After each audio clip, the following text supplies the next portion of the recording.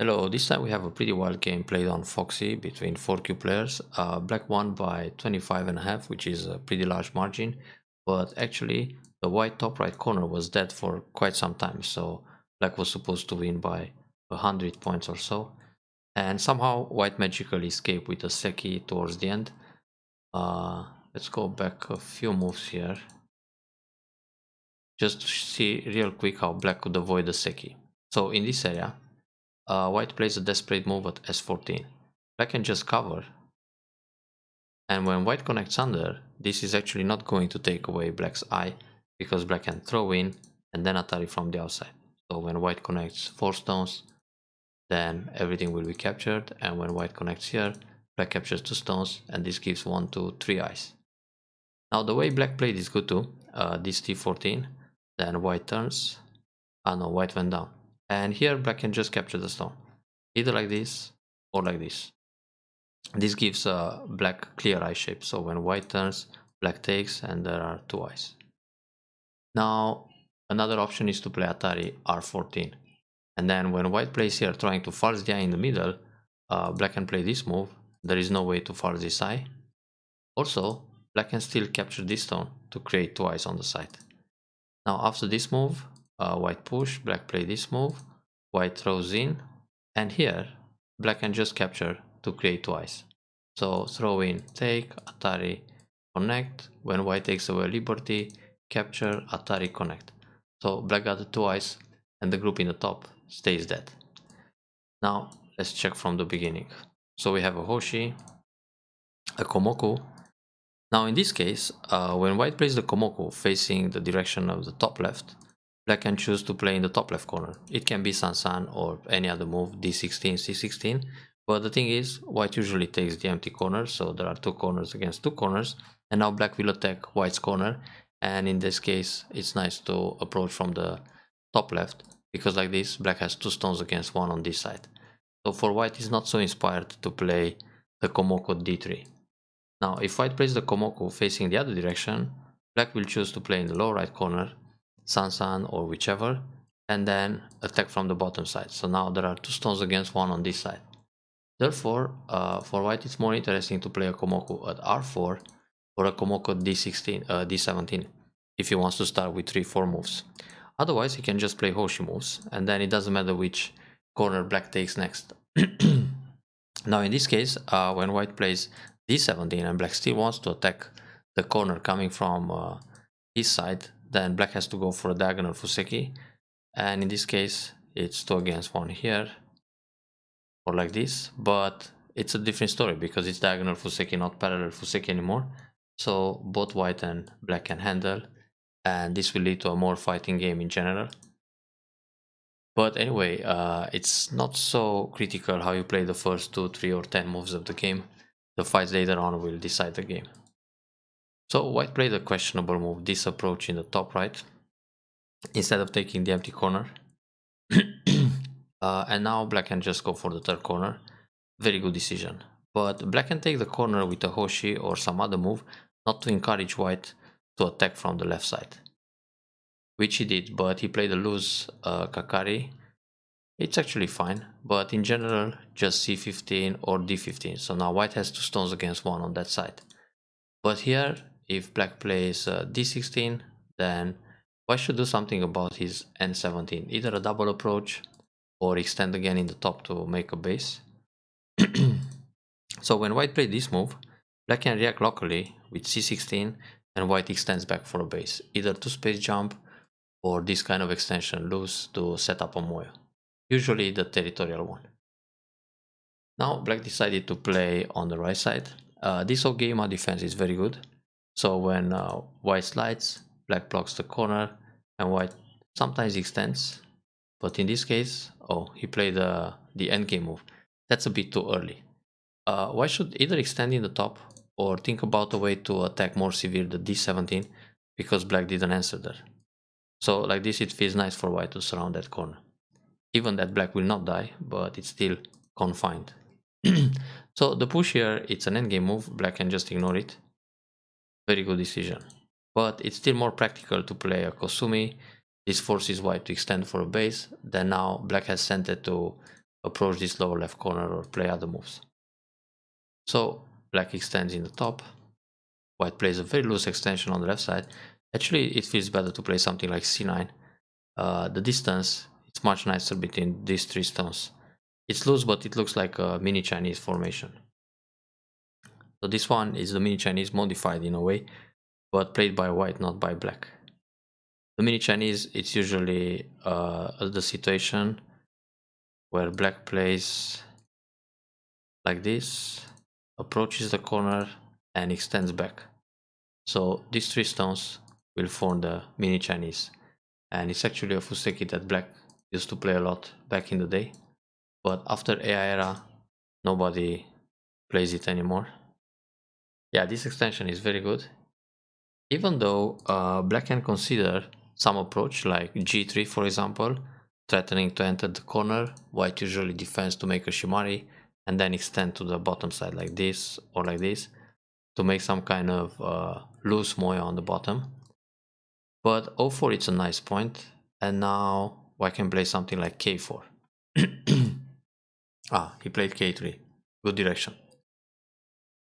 Now black extends in the top. That's nice because it's going to put pressure on q18 group. This slide is more like an endgame move. So for white, it should be quite urgent to do something about his top right. He can think about the vital point and Hane, but this sometimes leads to a trade. So white will live in the corner, but black takes the outside thickness and hurts n17. Now another way to secure locally is to play Hane and just connect, and then think about the people at r15. But black doesn't care so much. Black will extend at q9 right now, but at least the group in the top right is safe. This slide, it's not that urgent. Also on the left side, for white it's interesting to play d11 or make the shimari or play a one space jump like this and try to build a big moyo. Interesting configuration this fuseki. q9 it's a very big point. Wow, Desperado invasion right away. Actually here, white should either k5, d5, f4 or something on the left. So black has a nice moyo here, white has a nice moyo on the left, black at the top, white a tiny group in the top and Komi. This game looks extremely balanced right now. So white comes inside with a desperate attachment. Black Hane, usually to contact moves, black can consider no B down, no B up, or Hane above, Hane under. In this case, it's good enough to go no B down to take the territory because this formation is ideal to have the extension at R13. And then white has to come out, black and no B or wedge to create some cutting points, and then even connect the side. So this would be the territorial way to defend. Now on Hane, black will crosscut, that's fine. White crosscut, black extends. That's a good idea to extend. Here white can also, black can also consider the Atari and go down. Because this way takes away white liberties and it's very difficult for white to escape. If white Atari and Atari like this, black will capture and build a lot in this area and white is still on the run with those stones. So that's very painful. Now if white goes down, black blocks and white turns, black can extend, white pushes again, block, Atari connect, extend, and again white is captured faster and white has to run out in the center. So most of the time when crosscut, just extend is the way to approach and fight crosscuts, but sometimes you can play Atari and then extend. So this was one of the options for black to consider. Of course white can Atari from the outside, give up the Ponuki, Atari again, and then go out somehow. But the group is still heavy and under a lot of pressure. Anyway, when black plays r7, it means he wants this lower right area to become big, and white is still in trouble. So Atari, then descent. The descent is to prevent Atari, but actually white can play this move and then block with Ko. So what happens in this case, black can turn. Black was very happy to capture one stone, but the thing is, when black turns, white plays here, black can push along and then even play Keima like this or like this. And the entire group is in trouble for white. White can come out here, but black will Hane in the head of 2 stones, or if white plays this one, Hane like this, or just extend. Those 2 stones, even if they escape, they don't gain much, because the right side will still die. So it's a bit more active for black to play this kind of move, and then think about the vital point, or a way to surround that group. Playing like this, white will push along, black extends, so black is happy with the territory on the right side, but white is also pretty much out. So here white can play a cap move and just fly away. Okay, white is looking for an I shape. Black can push one time and then turn. If white pulls back here, black can just play away. I mean, jump out, or I mean, black doesn't really have to block here directly. So many times when white plays on the second line, like S12, the option is to cover, not to block. And this happens a lot in the endgame too. Sometimes you just push along. Anyway, this is not so bad. White has to struggle to live inside. And he finally did. And black hits center. So in the top, black has a nice Tesuji, which is 018. We will see this played later in the game, but black can use it right away. Then pull back. If white plays here, just connect. If white blocks, bump. So white is under a lot of pressure. No need to play the cap and 018, because right now white can Hane, Atari, and make twice. This will live. Oh, white plays away. This is an endgame move, and the danger is in the top, so white should react somehow. Go out between the stones or try to live locally.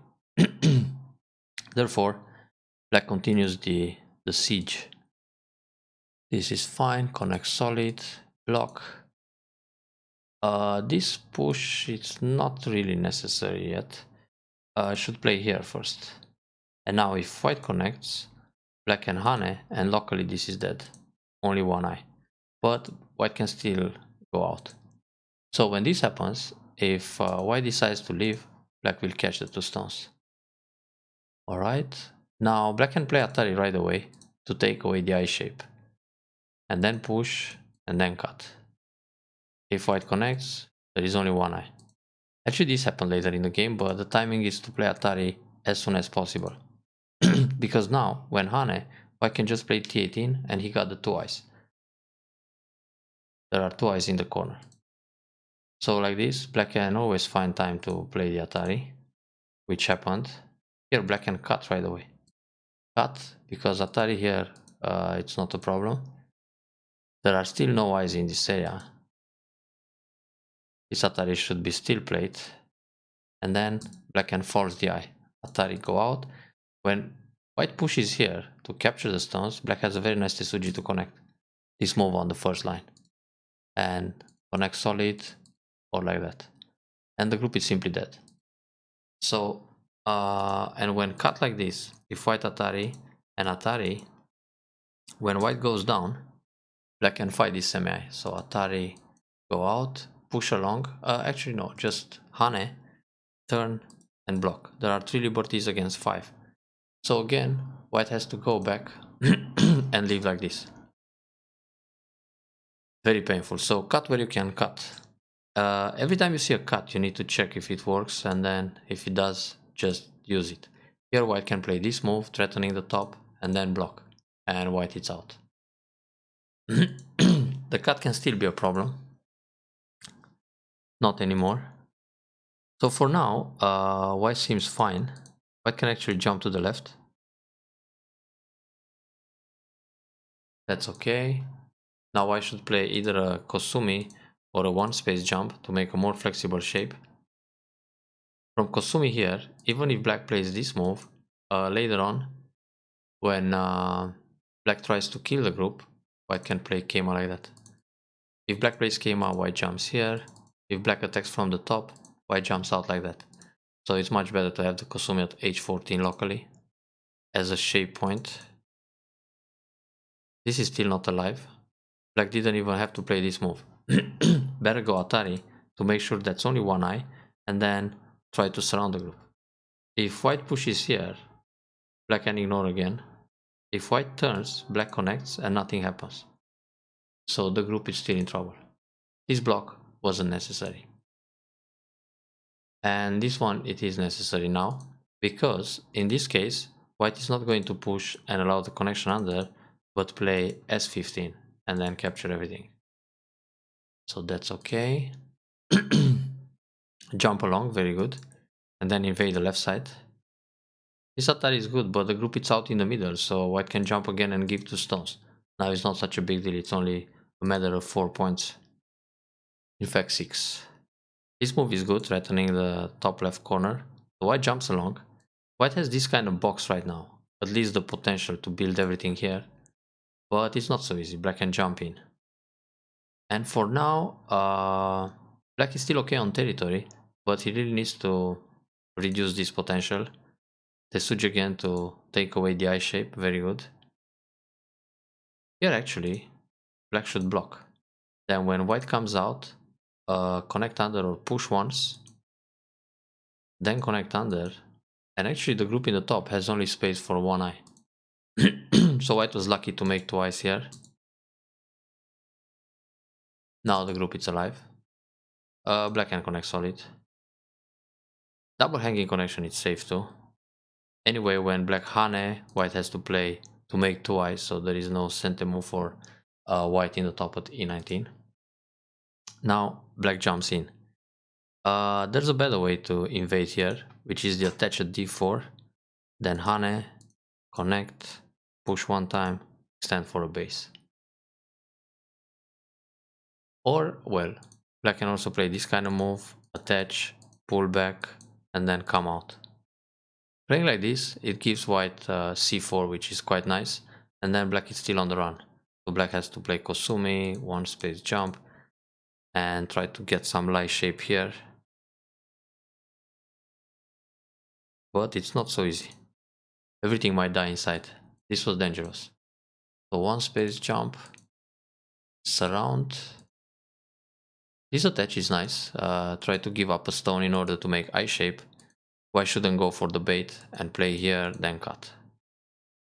White took the bait, capture one stone, then black plays Atari from the outside and bumps. So this bump is strange. White can Atari and go out, and even if black Atari under, the groups are separated. So the bump is risky, black should pull back, but already black got some eye shape by sacrificing. Okay, now this jump is good because when cut, the sacrifice. Black should go up to create cutting points and then Keima. Now black has enough eye space. Yeah, this is okay too. White should capture the ko. Atari. Oh, that's a very comfortable life on in the big moil. So once black leave inside here, it feels like game over. And actually white should just pull back. So now we have the big kill in the top. Let's see how that happened. This ko is really not important because black has enough eye shape, and also this peep can keep everything connected, so really not necessary to fight for a half point ko instead of this block and keep the corner, for example.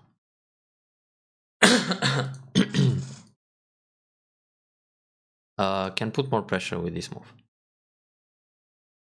and then block. This jump, white blocks and builds more. Okay, black it's all connected. Now we see some endgame moves. Here white should jump, keep all connected. So it's quite impressive that black managed to separate the large group. Yeah, now it happened. And everything can die now. And actually the group died in Gotev first. In this position, black can play here or even Tenuki. It's difficult to make another eye in that area. Okay, that's fine. Now connect again. So here, white is all captured in center. That's impressive. Black played away. This is good.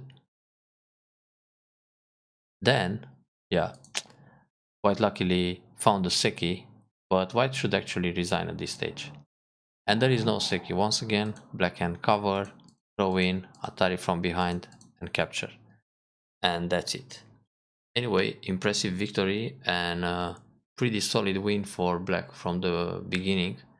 But in close local fights, one should always pay attention and find the optimal uh, solution. Enjoy the review. See you next time.